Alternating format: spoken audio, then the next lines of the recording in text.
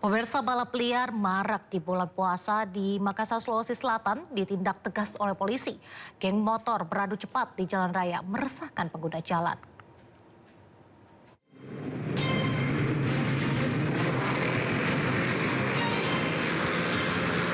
Kejar-kejaran mewarnai razia balap liar di Jalan Andi Pangerang, Petarani, Makassar, Sulawesi Selatan.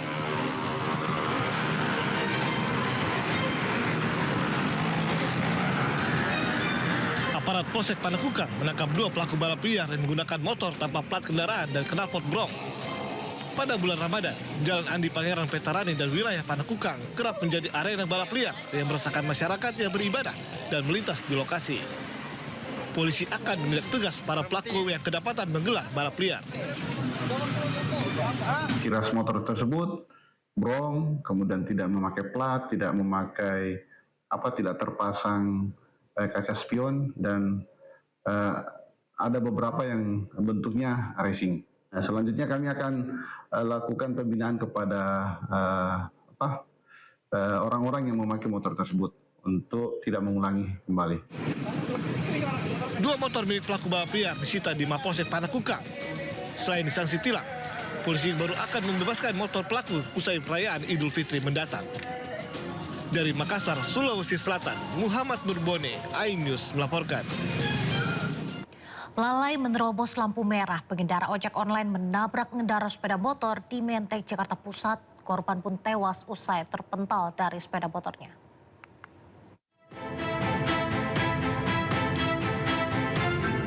Warga di sekitar Jalan Hos Cokro Aminoto, Menteng, Jakarta Pusat dikagetkan peristiwa kecelakaan yang menewaskan seorang pengendara sepeda motor.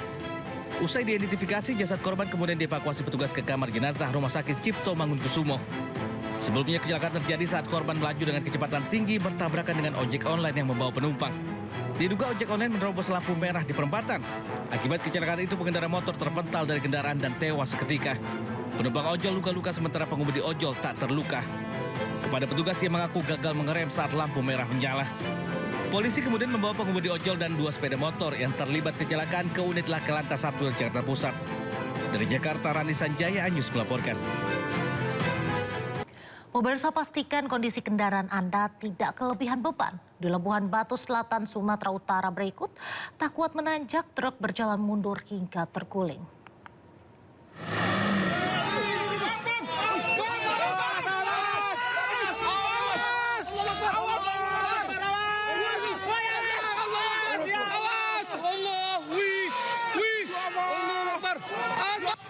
Truk bermuatan sekam padi tak kuat menanjak di tanjakan ekstrim Bukit Kodok, Kabupaten Labuan Batu Selatan, Sumatera Utara. Awalnya truk melaju dari arah Medan menuju ke Pekanbaru, Riau. Namun ketika berada di tengah-tengah tanjakan, kendaraan tak kuat menahan beban hingga kehilangan tenaga. Truk perlahan mundur membuat warga sekitar histeris.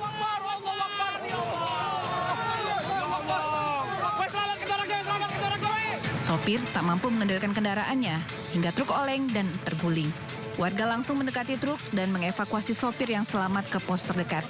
Menurut saksi, tanjakan Bukit Kodok dikenal paling curam di wilayah Sumatera Utara dan sering memakan korban. Dari Labuan Batu Selatan, Sumatera Utara, Randi Kurniawan, iNews melaporkan. Isak tangis keluarga mengiringi pemakaman jenazah siswi SMP di Desa Rubit, Kabupaten Sika, Nusa Tenggara Timur. Polisi mengamankan kakak kelas korban serta ayahnya yang terlibat pembunuhan korban.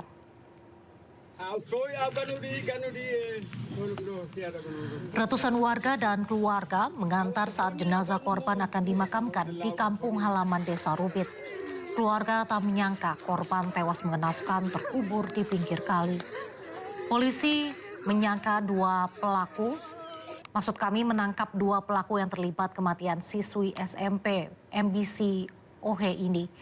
Sebelumnya, siswi SMP berusia 14 tahun ditemukan tewas setelah menghilang selama 4 hari. Jasad korban ditemukan di pinggir kali 1 kilometer dari rumah korban.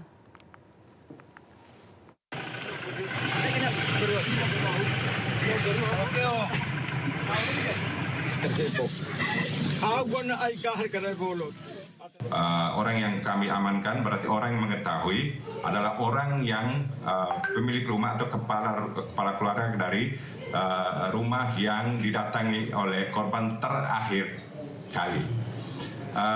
Saat ini tim Polresika sedang melakukan penyelidikan di lapangan.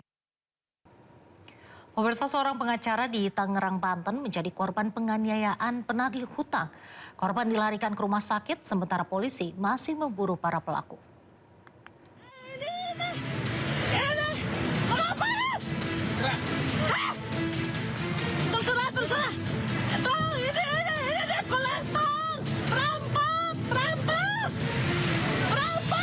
Viral di media sosial saat adu mulut terjadi antara debitur dengan kelompok penagih hutang di Tangerang, Banten. Tak hanya merampas paksa kendaraan, kelompok penagih hutang ini juga menusuk korbannya hingga terpaksa dilarikan ke rumah sakit. Polisi, tolong!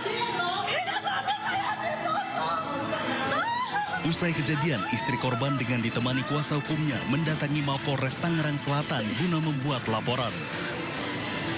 Gloriana yang juga istri korban mengatakan jika saat ini suaminya masih menjalani perawatan di rumah sakit akibat luka tusuk yang dideritanya. Saya ngobrol-ngobrol sama siapa, tiba-tiba ya nggak ada 3 orang itu duduk di teras kami. Itu aja. Cekcoknya di depan perumahan? Di teras pelataran rumah. Iya, duduk kok di meja itu, kan ada meja dan kursi. Mereka udah duduk di situ duluan.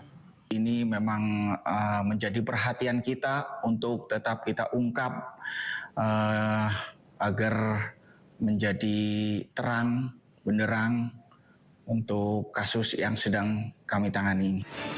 Sementara aksi meresahkan penagih hutang di wilayah hukum Polres Tangerang Selatan memang kerap kali terjadi dan selalu menimbulkan korban jiwa. Aparat penegak hukum pun diminta tegas dalam bertindak. Dari Tangerang, Banten, Nunung Purnomo, iNews melaporkan.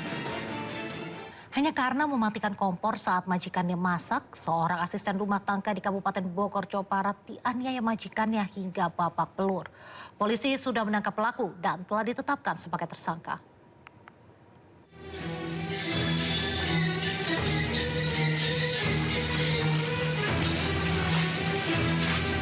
Seorang asisten rumah tangga berinisial FF mengalami luka di sekujur tubuhnya usai dianiaya oleh majikannya sendiri. Pelaku berinisial OAP adalah warga desa Bojongkulur, Kecamatan Gunung Putri, Kabupaten Bogor, Jawa Barat. Pelaku menganiaya korban hanya karena masalah sepele, yakni korban mematikan kompor saat pelaku sedang memasak. Berdasarkan hasil visum, korban mengalami sejumlah luka, yakni di bagian kepala, telinga, punggung, hingga tangan. Update-nya hari ini untuk tersangka sudah dilakukan pemeriksaan di Satreskrim PPO Polres Bogor. Lalu selanjutnya kami akan melakukan penahanan terhadap yang bersangkutan. Usai terdapat cukup bukti, pelaku langsung ditahan di Mapolres Bogor dan ditetapkan sebagai tersangka. Akibat perbuatannya, pelaku dijerat dengan pasal 44 ayat 2 Undang-Undang Nomor 23 Tahun 2004 tentang KDRT dan pasal penganiayaan di KUHP dengan ancaman hukuman 10 tahun. Dari Bogor, Jawa Barat, Lulun Hidayat, iNews melaporkan. Seorang asisten rumah tangga di bawah umur di Pekalongan menjadi korban penganiayaan disertai kekerasan seksual yang dilakukan majikannya. Polisi memeriksa sejumlah saksi untuk diselidiki kasus ini.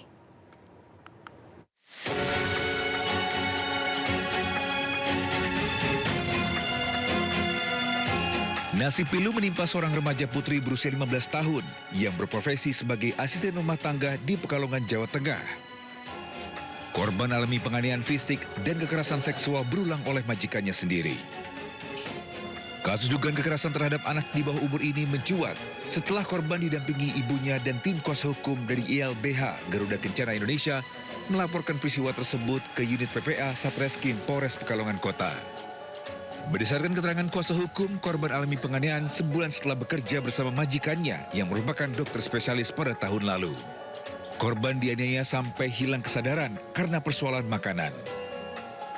Tak hanya itu, korban juga alami kekerasan seksual, serta ponsel korban disita agar tidak bisa melaporkan kejadian tersebut. Sementara itu, Satreskrim Polres Pekalongan Kota telah periksa sejumlah saksi untuk menyelidiki kasus ini. Harapan dari kami adalah untuk penegakan hukum yang seadil-adilnya sehingga korban ini mendapatkan keadilan, baik keadilan secara substantif dan keadilan yang seadil-adilnya. Ya, kami memang ada laporan atau pengaduan terkait dengan persetujuan terhadap anak yang sudah kami tangani. Kami sudah melakukan pemeriksaan daripada saksi-saksi, baik itu saksi dari orang tua korban maupun saksi yang pada saat itu ketemu sama yang bersangkutan bercerita terkait dengan setelah pasca kejadian tersebut. Saat ini kondisi korban disebut mengalami trauma berat dan masih dalam pendampingan.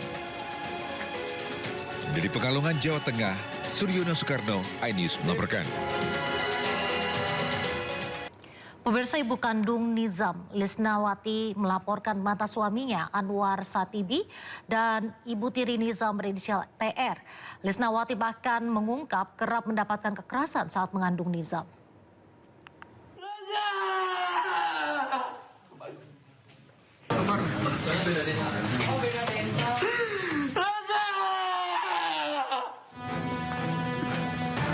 Sambil meneteskan air mata, Lisnawati mengaku sudah 4 tahun tidak bisa bertemu Nizam karena dibatasi mantan suaminya. Hingga ia baru bisa bertemu saat Nizam, anak kandungnya, sudah tak bernyawa. Didampingi tim kuasa hukumnya, Lisnawati, ibu kandung Nizam Syafei, melaporkan mantan suaminya Anwar Satibi atas dugaan penelantaran korban.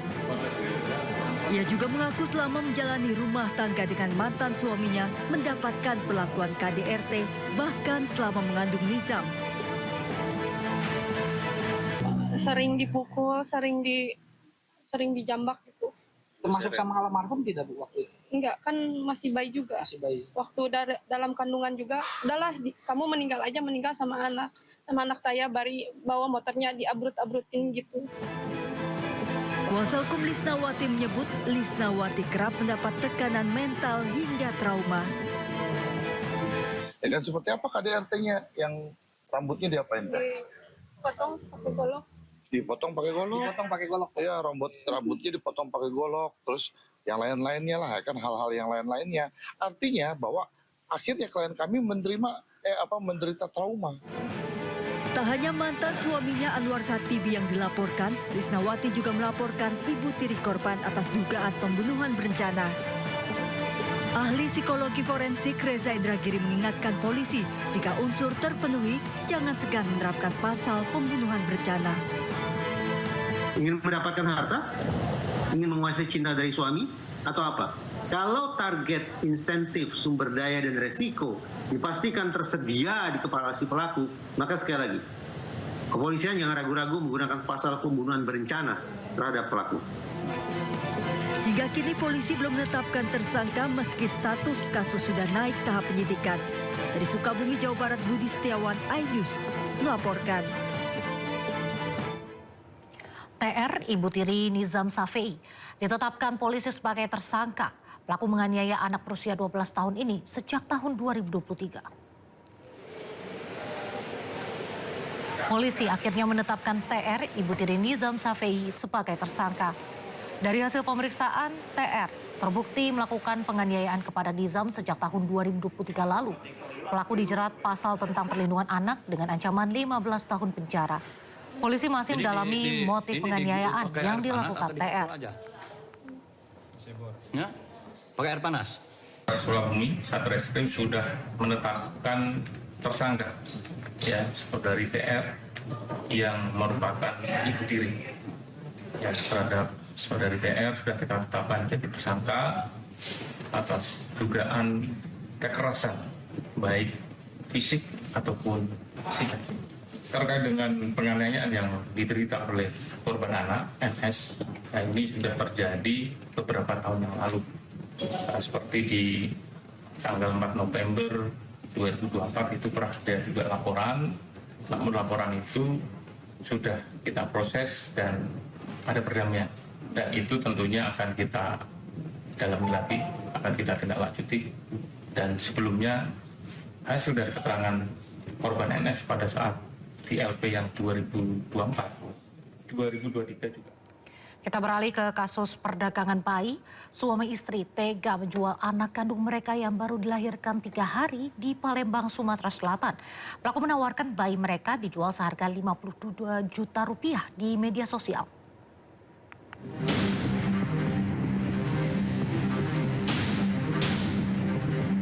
Dengan terang-terangan seorang pelaku menjual anaknya sendiri di media sosial, dilengkapi dengan nomor handphonenya.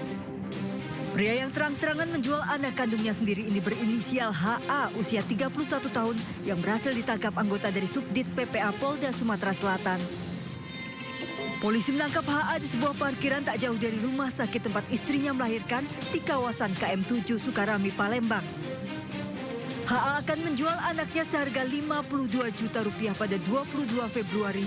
Dari keterangan saksi, uang 1 juta rupiah telah diterima HA sebagai uang muka pembayaran.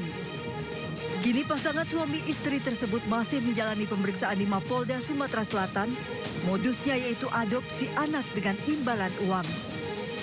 Polisi menyita barang bukti hasil percakapan ayah pelaku, uang dan pakaian, serta surat pernyataan adopsi bayi.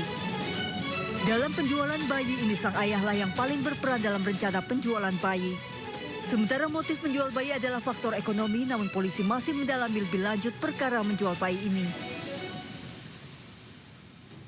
HA ini memposting di Facebook ini dengan tulisan seperti ini, menawarkan dengan ada nomor yang bisa dihubungi. Kemudian dari informan ini berkomunikasi dengan pelaku, kemudian sempat putus komunikasi, kemudian pelaku ini menghubungi dengan nomor yang berbeda. Nah, menghubungi dengan nomor yang berbeda, kemudian juga terjadi tawar-menawar di situ. Ya, di dalam chat ini ada semua bukti chat pelaku dengan informan kita. Kemudian dari pelaku ini meminta sejumlah uang sebesar 52 juta untuk harga dari bayi tersebut. Ayah bayi terancam tentang pemberantasan tindak pidana perdagangan orang. Barreskrim Polri menangkap 12 orang tersangka kasus perdagangan orang dengan memperjualbelikan bayi. Perdagangan bayi ini memakai modus adopsi berjalan sejak tahun 2024.